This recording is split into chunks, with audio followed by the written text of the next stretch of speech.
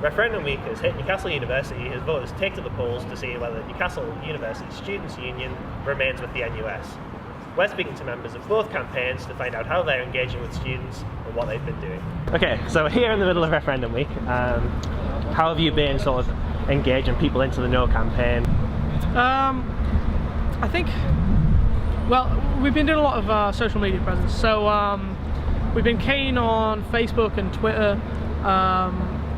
We've been keen on making images that are eye-catching, images that interest people, that make it personal to them. We've been running campaign stalls like this. Again, we've got our posters up. Again, simple, clear, they're effective. You know, people can see them from a distance and know exactly what we're about. I think we've mobilized a lot of people, so we've had a campaign group set up. I think we've got like 35, 40 people who are working together. It's been a really effective communication platform. We've been able to quickly and easily coordinate action. I mean, today, just this morning, we were like, right, we're going to get a stall done today, and it was all sorted within an hour.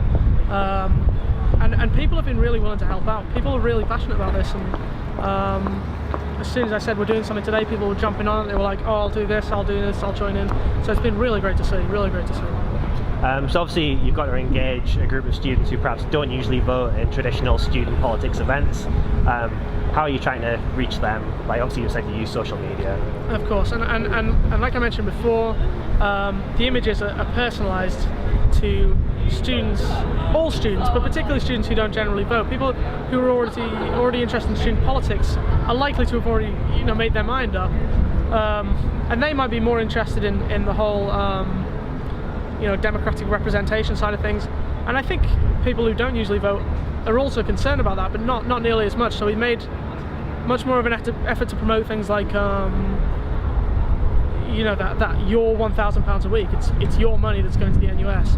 What are you gaining from it, you know? And it does bring people in that wouldn't traditionally vote, because they're seeing this and they're like, yeah, this is my money. This is something worth voting about because it's something that really is affecting me. You know, this would get reinvested in our facilities, our services, our union. So obviously, come the end of the week, there's only two results that can happen. If you would be on the wrong side, what sort of reform do you think the NUS would need to exist after this? I think, oh well, obviously I hope that we don't lose. I think it would be a lot better for us if we left, but in the case that we did end up staying, which I think is unlikely based on the reaction we've had this week,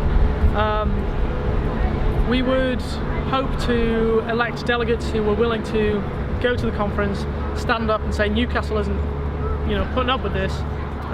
We want clear and effective policies that actually help us. I think the reform that it would take is it would take the NUS actually putting up real meaningful resistance to things like rising fees, to grant cuts, to disabled students allowance cuts, to a rise in the rate of interest we pay on our student loans. All of these things are things that have happened under the watchful eye of the NUS while they did basically nothing except Twitter hashtags. What it would really take is them to put up real...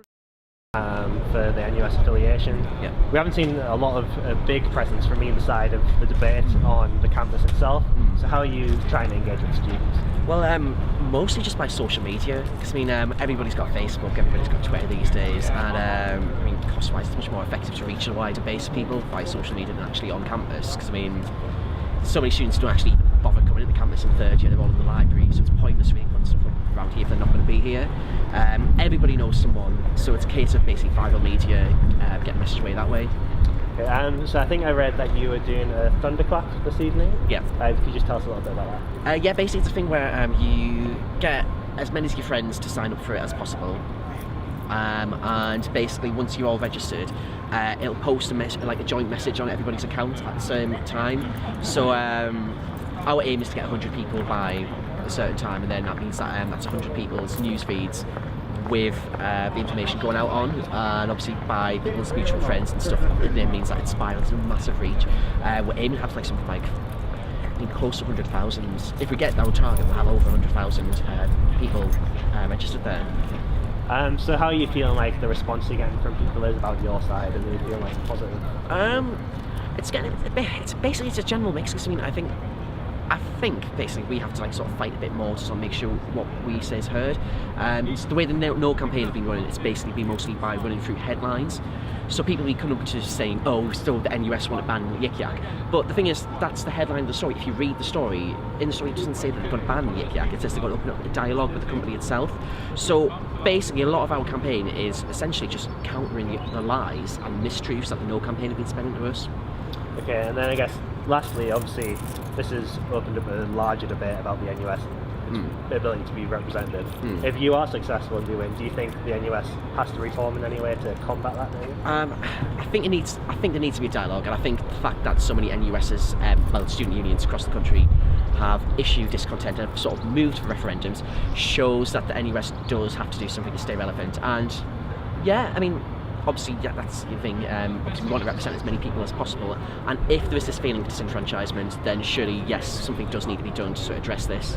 Obviously, yes, I will admit the NUS is flawed. Having spoken to people from both sides of the debate, it's clear that it's more just a simple yes or no vote, as both campaigns have struggled to get people from opinion into action and on their computers and voting. Those that have voted eagerly await the results on Thursday. However, if we do remain affiliated to the NUS, it is clear that changes must be made.